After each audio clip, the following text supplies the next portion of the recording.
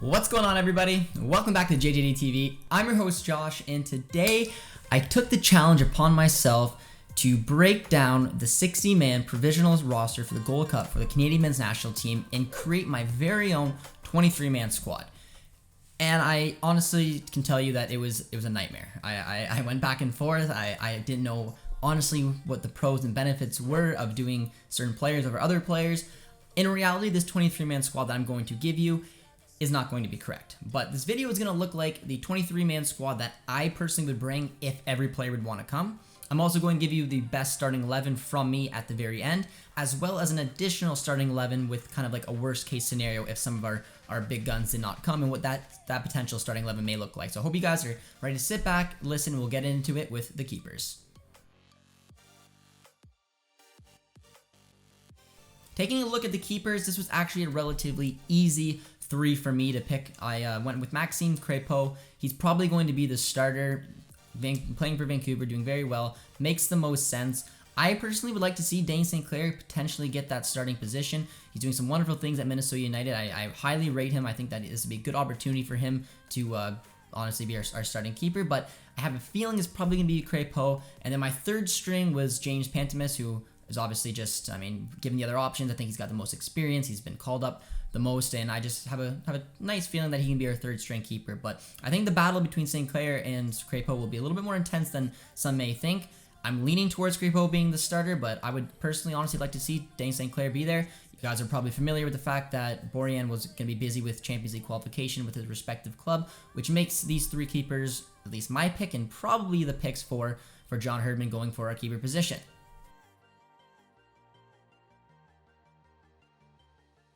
The right back approach I took a little bit differently because considering we probably will play a little bit in that 3-5-2, we have the wing backs, Alistair Johnson's new kind of role as that right center back. It gave me a little bit of options, but I tried to put it down to two different right backs here and then kind of had reasons why some other players, because I actually have a few right backs on this squad, but I'm going to do it per position. So my two right backs are going to be Buchanan and Alistair Johnson. Now, Alistair Johnson can play in a back four as a right back. He can play as an outside right center back, which is a new position for him. Seems to be doing very well at it. Very Cesar Azpilicueta-like, if you ask me.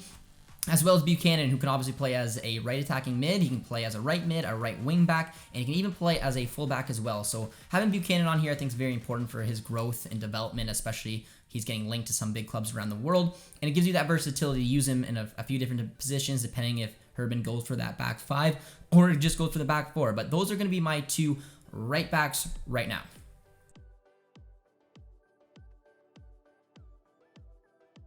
Left back, again, had a little bit of a versatility aspect to it because, again, it could be in the back four. It could also be with the wing backs. Alphonso Davies, obviously, is a fantastic left wing back. He can play up the pitch as well. He can, if you really wanted to, he can play as a winger, can play as a left midfielder if we do decide to go in a 4-4-2, can play as a wing back, and can honestly even play as a natural left back. Probably won't use him in that position, though. So for that position, if we do end up going in my best 23-man squad in the back four, I went with Richie Larea. There was a couple other options. Big shout out to Kamal Miller. But I just felt like you needed Richie Larea on here. Again, versatility. He can play as a left back. He can play as a right back. He can play as a... I haven't really seen him much as a left wing back. He could probably do the role, but if we play in the left wing back system, Davies is going to be there, but he can also play as a right wing back. So he gives you versatility on both sides of fullback, and I think that it would just gives you that little bit extra, and I think there's going to be a really good opportunity that John Herdman probably will bring Buchanan, Alistair Johnson, and Richie Larea, as would I. So those are going to be my technical two left back positions right now.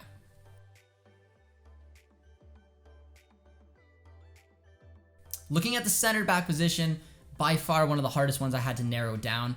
I'm going to tell you guys right now, full disclosure, I picked this team with two mindsets. One mindset is the fact that I want to get the best players in, and when I'm picking this team, I'm just going to pretend that all of them would probably come, but I also want to pick it in the way that we can cap tie some very important players. And by saying that, there's one in the center back position who you guys are probably going to be familiar with, but for me, it was important to get three in particular players on this squad to cap tie him and made it a little challenging from time to time. So with that disclosure, looking at the four center backs I went with Daniel Henry. Again, I think with the experience he can have, very good playing in the back three, can play in the back two as well, doing very well out in South Korea. I feel like he could be here if he really wanted to be, and I have a feeling that he probably will. Alongside him, Scott Kennedy. The emergence of Scott Kennedy has been absolutely incredible. I think the more game time we can get with him in the Canadian men's national team is even better. I think he's continually growing, plays very good in that back three on the left-hand side. And like I said, he's very new to the Canadian men's national team, so the more games, the better. Get him in the Gold Cup, and obviously have him very important roles for the Octagon. And then when it came to the third and fourth, very tricky. For third, I did put in Steven Vittoria, even though you could probably say Derek Cornelius could be in there as well, given the fact that Vittoria's getting older, and we're going to have a lot of minutes with him in the Octagon. But for me, I do like what Steven Vittoria brings to the back line. I think that he still brings some leadership. He still has a role to play. And if I was picking my best, I would put him in there. And then alongside him would also, again, it would be probably Derek Cornelius. However, Luke Singh is going to be a very important one as well. He's a very young, talented player playing for TFC. Good young center back. I think this would be a good experience to get him into this Gold Cup squad. And again, when it came to cap tying, he's got eligibility for Trinidad and Tobago. Why not get him in here? We need center backs. We desperately need center backs. So give him some experience in a Gold Cup like this. It probably will have some minutes here and there. But again, you cap tie a talented center back who has the opportunity to represent another country. It seems like a bit of a no-brainer. Again, Derek Cornelius, you could put him in there for either or, depending on what Herdman's going to do. But for mine, again, I'm looking for the future as well as trying to get the best players I can, which is why I put Vittoria in there alongside Luke Singh.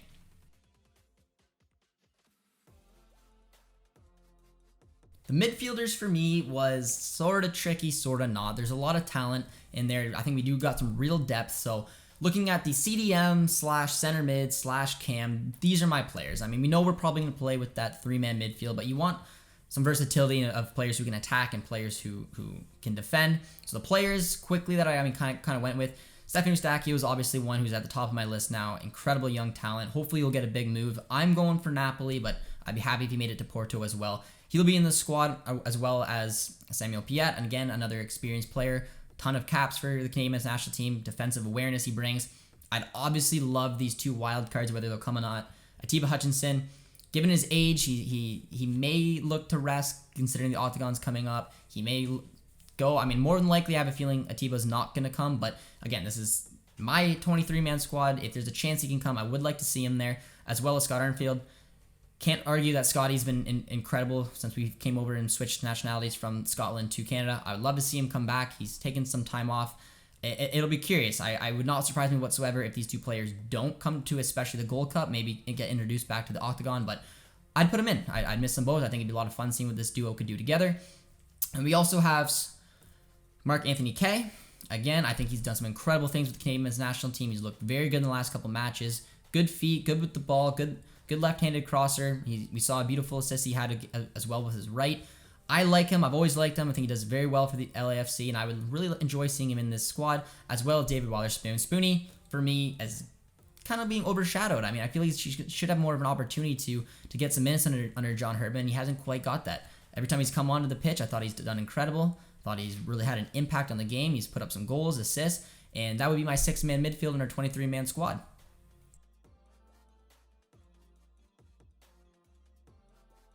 So the winger position for me was one that was incredibly hard. I thought the center backs were hard because there was some options as well, but looking at the winger position, and I had a feeling if we brought our best squad, we would play that 3-5-2, which essentially doesn't mean that we have wingers, but there is some players in there that I do think that we need to get in. For me, as much as I love Junior Hoylett, I didn't include him in this squad given the fact that, I mean, he has going to have a ton of minutes. He's been a part of this squad for a while. He is unattached, so I mean, I'm very confident he will be in this team, especially he'll be kind of hoping to get some minutes to potentially get a contract somewhere. But for my squad, I looked at a little other way. And again, full disclosure, not that Theo Corbiano shouldn't be in here. I took it again. I know if it was my best squad, Corbiano would be in here. But I'm going under the assumption that Corbiano, under a new manager, wants to have that opportunity to impress him right away, wants to be at training camp right away, and wants to find a way to break into the Wolves so he can get some minutes in the Premier League and continue his development. So for that reason, I excluded Corbiano, even though he is in my best squad, and it's for a cap tie reason. So I did put Liam Miller in here. There's rumors that he's going to be potentially getting a loan move to Blackpool, who just got promoted up to the Championship. I think that would be an excellent move for him. The Championship is an excellent league, depth, hard, gritty. He'd have some fun there, especially with a newly promoted team. The other one is Marcelo Flores. You guys know why. It's a cap tie reason. He's playing in the Arsenal Academy, 17 years old. He's a dual national he could represent England. He more than likely has a chance to represent either Mexico or Canada. This is our chance to cap tie him. I think it's one of the most crucial ones that we need to cap tie. Get him on our side. And I think, unfortunately, like I said, I squeezed him in here with the expectation that maybe Corbeano looked to go for a starting role, and knowing that he'll be very influential in the octagon, even though Corbeano, by all means, should be in this squad. But that's my reasoning for the two wingers. And the two wingers, again, they're versatile. They can play in different positions, but I'm going off of the 3-5-2, which doesn't leave for much wingers, which is why I have two of them here, and it will end up having 4 strikers.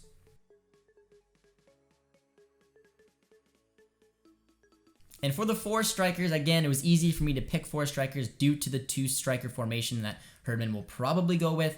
And it almost writes itself. I mean, Jonathan David, Kyle Larin, the two main men that'll go up front. Lucas Cavallini, always useful from the bench. He could start games because he puts up great numbers with the Canadian men's national team. Deservedly so, he should be in this squad. And of course, the final cap tie, the third one on the list, and arguably just as important as Marcelo Flores, is Daniel Jebsen. We need to get him cap tied. He's eligible for England. He's eligible for Canada. This is a perfect opportunity. He'd be useful in this type of formation, and it'd be a good way to get his nails into his Canadian men's national team and hopefully cap tie him. And I think if we were able to cap tie Singh, Flores, and Jebsen, that's a win, as well as bring as strong of a squad as we possibly can. But with that being said, doesn't mean that the starting 11s will necessarily reflect the 23-man squad that I did. So taking a look at the first starting 11, coming up with the players that I actually picked, and if John Herdman, I think, was able to bring all the players and all of them were down and their managers and there's no issues, this is what my best 11 would probably look like. I think John Herdman's going to stick with the 3-5-2. I think he likes the fact Alphonso Davies can play as a wingback. I think that he's liked what he's done with Alistair Johnson. And in goal would be, I mean, it'll probably be Crépeau. I mean, like, again, I'd go for St. Clair, but I think it'll be Crépeau in net. Right wing back would be Richie Larea. Right center back will be the newly formed and very, I mean, honestly, I think I've heard nothing but good things about Alistair Johnson at that position. I think he does it very well, and I have a feeling in our back three, that's where you're going to see him. Brings a little bit of speed, a little something different. Our central center back will be Daniel Henry. Left center back will be Scott Kennedy, and our left wing back will be Alphonso Davies. For me, kind of writes itself. I like the way that those players work together. Richie Larea needs to find a little bit of form. I think maybe that Besiktas rumor was kind of getting him a little bit, but we know what Richie Larea can do. The 3-man midfield is very interesting as well. I have Stefan Eustachio, Atiba Hutchinson, and Scott Arnfield in there, man. That's a good, solid 3-man midfield. A little bit of attack, a little bit of defense. It's really what you want. Very well-rounded. I'm 95% sure we're not going to be able to see it at the Gold Cup, unfortunately, but who knows? Maybe at the Octagon. But again, with these best 20-man, 3-man squad, that is a starting midfield I would like, with the 2 strikers being Jonathan David and Kyle Larin. Very good-looking squad, if you ask me, but I'm going to go to the flip side of things, and if the Larin, the David, the Davies, and those type of players aren't able to make it for personal reasons, if they want to have a new manager they may want to impress, or their clubs don't really release them, and whatever reason it is, not a worst case scenario, but this is a realistic team to maybe expect if those players can't come. Now, there'll be some names in here that I didn't mention in the list, because this opens up a lot of spots. If those players don't come, it's be a drastically different 23-man squad. But this is the way that I would look at it in this type of formation. I think I'd put it in a 4-3-3. Probably not the formation that John Herdman will go with, but you never know given what the players at his disposal will go with. In goal, again, Crépeau is the guy that I think will be starting. Richie Larea, I do believe will be there no matter what. Even though that Besiktas rumor is kind of floating around, if it does come up, Alistair Johnson's the man to go right there. So take your pick, but I do feel like if Larea is able to come, he will. 2 center backs will be Daniel Henry and Scott Kennedy. I still believe Henry and Kennedy will both come no matter what. I think that's not too big of a deal. I think both of them will be able to play in a 2-back formation very well. One's right-footed, one's left-footed, very natural. Left back will be a player that I didn't bring in, and that is Kamal Miller. Given the fact that Atakubi isn't in the Gold Cup provisional 60-man squad, and Alphonso Davies say he doesn't probably come, I don't know if I would want Richie Larea over on the left-hand side when Kamal Miller could be an option there. It's what he plays. So I'd be comfortable having him start as our starting left back, with the 3-man midfield being the MLS trio of Jonathan Osorio, one of the players who missed out on my original squad. More than likely would come back in. More than likely will start with Samuel Piette bringing that defensive awareness, and of course Mark Anthony Kaye being the third trio in a pretty strong MLS Midfield, the front three again will be very interesting with Liam Miller, and again I'm gonna put Corbiano in this one, just in case. We had the debate whether he'd be in there. Junior Hoylett will probably be another one on display given the fact that he doesn't have a squad to go to. He will hopefully get some minutes and, like I said, try to earn a contract. But I think that three-man would be interesting with Liam Miller on the right, Theo Corbiano on the left, and then Lucas Cavallini as our main man up front. So that is an alternative looking starting 11 depending on what players are available. It's still a pretty decent looking squad. Do I think that squad in the second one could compete with the likes and potentially win it? Maybe. Do I think the first one could? I think the first one would be damn near favorites if all those players can come. Like I said, given the fact that the Mexican side and the US side aren't bringing their best 11s and their A squads. So those are two things to consider. I can't wait to hear what you guys have to say in the comments. Do you agree? Probably not. I mean, it was very hard. It took me honestly like an hour plus trying to make my case of why certain players deserve to be here, focusing on the cap tie. There's also Akinola, who is another one who could be potentially cap tied. Now, if we don't bring our A squad, I feel like he'll definitely be in there as well, and that could give 4 potential players the opportunity to be cap tied for the Canadians. So there's a lot to think about. Let me know in the comments if you guys would focus a little bit on the cap tie, going for the A squad. Do you think that there'll be restrictions? Will Davies look to impress Nagelsmann? I don't know. These are all questions we'll have to wait and see, but I'm excited to read what you guys have to say in the comments. If you like this video, please sure to like and subscribe if you're new, and stay tuned for more Canadian Men's National Team content. Thank you guys, and take care.